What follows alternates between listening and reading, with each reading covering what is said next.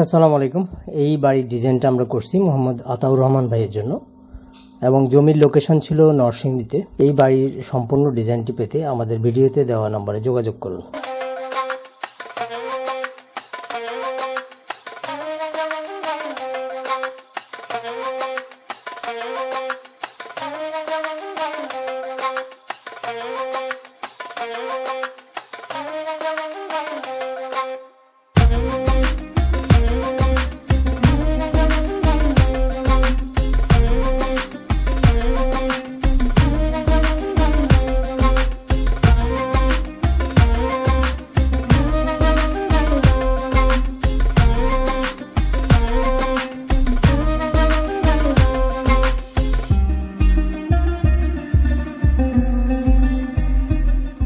ছিল 500 স্কোয়ার ফিটের একটা জমির মধ্যে বাড়িটা করা।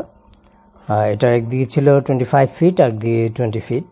এর মধ্যেই এই বাসার ডিজাইনটা করা এবং এর মধ্যে আমরা নিচতলাতে একটা বেডরুম এবং দোতলাতে 2টা বেডরুম, এভাবে করে 3টা বেডরুমের বাসা করা হয়েছে এর মধ্যে। এবং প্রত্যেকটা ফাংশন এমনভাবে রাখা হয়েছে যাতে খুব কমফোর্টেবলি ইউজ করা যায়। অ্যাকচুয়ালি একটা বাসার ডিজাইন করা মানে ইচ্ছামতো স্পেস দিয়ে দিলাম সেটা না, সব কিছু ফ্লেক্সিবলি রেখে এর মধ্যে এই ছোট জমিতে 3টা বাসার একটা দোতলা বাসা করা গিয়েছে। তো আমরা যদি সেকশন কেটে দেখি যে ফ্লোর প্ল্যানে কি কি রয়েছে। ফার্স্ট আমরা দেখব গ্রাউন্ড ফ্লোরে কি আছে ফাংশনগুলো। আমরা যদি এইভাবে সেকশন কাটলে আমরা দেখতে পাবো যে এটা আমাদের মেইন রোডটা, জমির সামনের যে মেইন রোডটা সেটা এটা।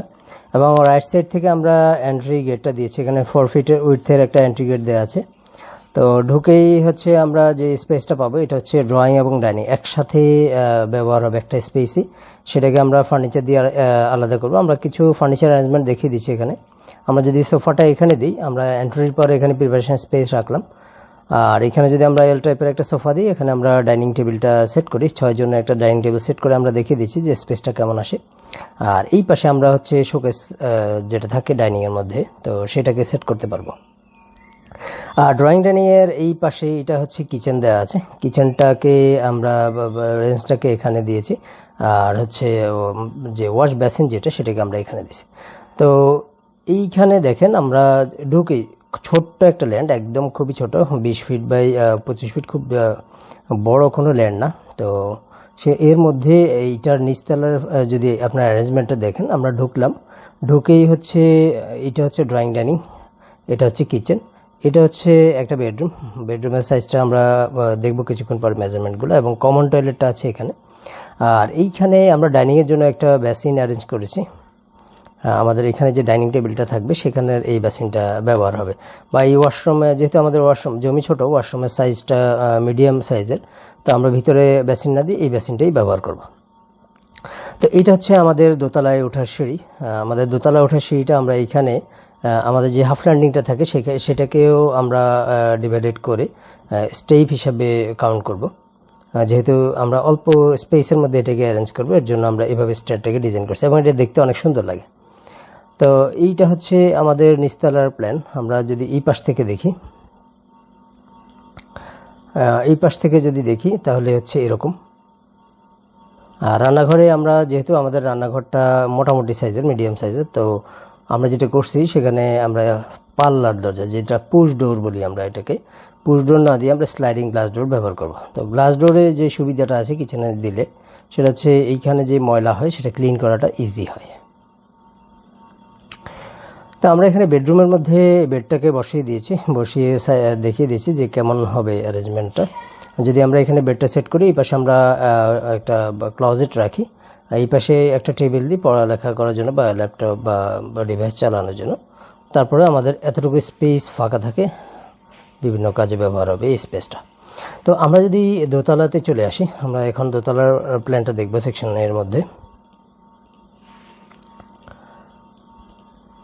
এইখানে আমরা যদি এইখানে কাটি, তো আমরা স্টেয়ার দিয়ে চলে আসবে এখানে এসে দোতলা এখানে ল্যান্ড করব। ল্যান্ড করার পরে এই প্রিপারেশন স্পেস থেকে আমরা যেদিকে যাওয়ার সেদিকে যাব। আমরা যদি সামনে আসি তাহলে পাবো একটা খোলা বারান্দা, বেশ বড় সাইজের একটা বারান্দা। তো এইখানে টোটাল বাসার মধ্যে আমরা বারান্দায় একটাই রাখছি। আর এটা হচ্ছে আমাদের লাউঞ্জের মতো কাজ করবে এই জায়গাটা।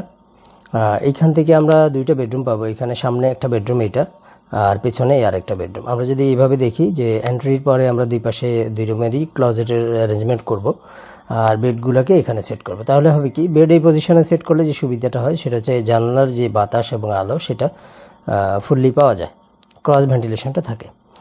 আর এইখানে কমন টয়লেটটা নিচে যেভাবে ছিল উপরে সেভাবেই কন্টিনিউ করেছে। তো উপরেও আমাদের একটাই টয়লেট, নিচেও একটাই টয়লেট। আর এইখানে হচ্ছে আমাদের সিঁড়ি দিয়ে আমরা চলে আসবো ছাদে। তো দেখেন এটা খুবই ছোট একটা বাসা, মানে অলমোস্ট 500 স্কোয়ার ফিট।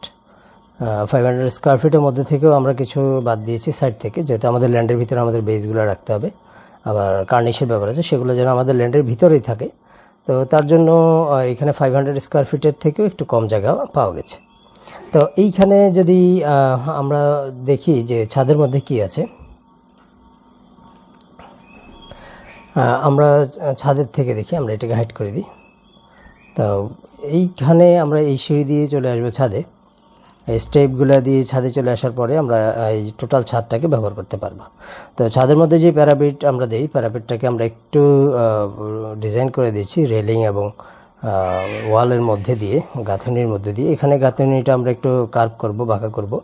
এখানে আমরা রাস্টিক টাইলের ব্যবহার দেখিয়েছি, যেহেতু এইখানে হচ্ছে টোটাল যেই বিল্ডিংটা, এটা যাতে, যেহেতু ছোট বাসার সাইজ খুব বড় না, কিন্তু বাইরে থেকে দেখলে যেন খুব ছোট মনে না হয়, এর জন্য আসলে ডিফারেন্ট কালার দিয়ে এভাবে কম্পোজিশনটা করা।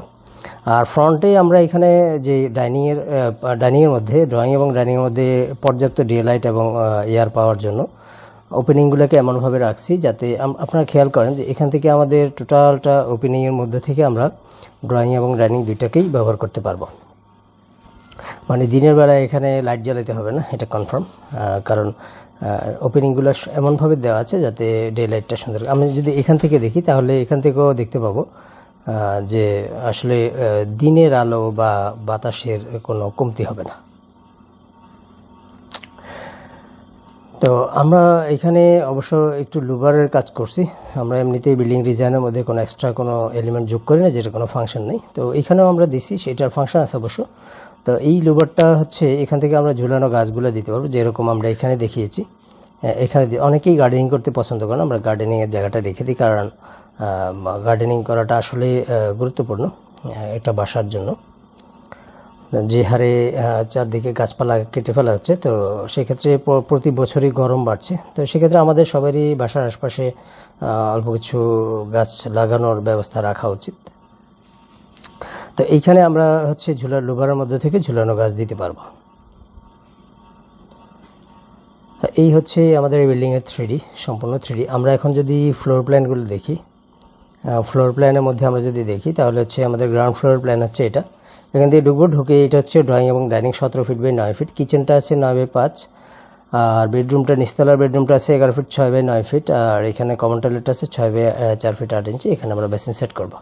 তো স্পেসের মেজারমেন্টগুলো ছোট জমি হিসেবে একদম ছোট না, পারফেক্ট সাইজেই আছে বলা যায়। আর দোতলায় এসে স্টেয়ার থেকে ল্যান্ডিং করার পরে আমরা ফ্যামিলি লিভিং স্পেস হিসেবে পাবো 10 ফিট 10 বাই 5 ফিটের একটা স্পেস। এখানে আমরা বেসিন দিতে পারবো, বেসিনের জায়গায় আমরা রাখছি দোতলাতে। কমন টয়লেটটা 4 ফিট 10 ইঞ্চ বাই 4 ফিট 8 ইঞ্চির মতো সাইজে আছে। বেডরুমটা আছে 11 ফিট 6 ইঞ্চি বাই 9 ফিট, এখানে সামনের বেডরুমটাও সেম সাইজেই আছে। আর বারান্দাটা আছে 11 ফিট 1 ইঞ্চি বাই 3 ফিট 9 ইঞ্চি। এটা হচ্ছে আমাদের ছাদের যে ড্রয়িংটা। আর কমপ্লিট ড্রয়িং হচ্ছে এই সব কিছু মিলিয়ে একটা বই হয়, এটা আমরা পাঠিয়ে দিই, এটা দেখে মিস্ত্রিরা কাজ করে, এবং এটা এমনভাবে বানানো আছে যাতে গ্রামের যে কোনো মিস্ত্রি ওইটা দেখে কাজ শেষ করতে পারে। তো যাদের এই ডিজাইনটা প্রয়োজন হবে তারা ভিডিওতে দেওয়া নাম্বারে যোগাযোগ করতে পারেন। এখানে ডিটেল ওয়ার্কিং ড্রয়িং থাকে, স্ট্রাকচারাল ড্রয়িং থাকে, বা অন্যান্য যে ড্রয়িংগুলো কাজের জন্য প্রয়োজন সবগুলোই থাকে। তো এখন আমরা চলে আসি এটার এস্টিমেটের মধ্যে। মেইন জিনিস যেটা সবাই জানতে চান যে কত টাকা খরচ হবে, আমরা অ্যাকচুয়ালি ইট বালি রড এবং সিমেন্ট এই 4টা জিনিসের হিসাব দেখিয়ে দিব। এখানে আমাদের ইট বালি রড সিমেন্টের জন্য 8,15,420 টাকা প্রয়োজন হবে। এর সাথে মিস্ত্রি খরচ, ফিটিংস, স্যানিটারি, ইলেকট্রিক এগুলো যোগ করে টোটাল বিল্ডিংয়ের যে কস্টিংটা সেটা বের করতে হবে। তো আমরা শুধু ইট বালি রড সিমেন্ট এটার খরচটা বের করে দিলাম, বাকিটা আপনারা যেটা যে ফিটিং সেট করবেন সেই অনুযায়ী বাজেটটাকে ফিক্স করে নেবেন। তো তবে মিডিয়াম কোয়ালিটির ফিটিংস দিয়ে এই বাসাটা করতে গেলে কি হবে। তো ভিডিও বেশি বড় করব না আজকে।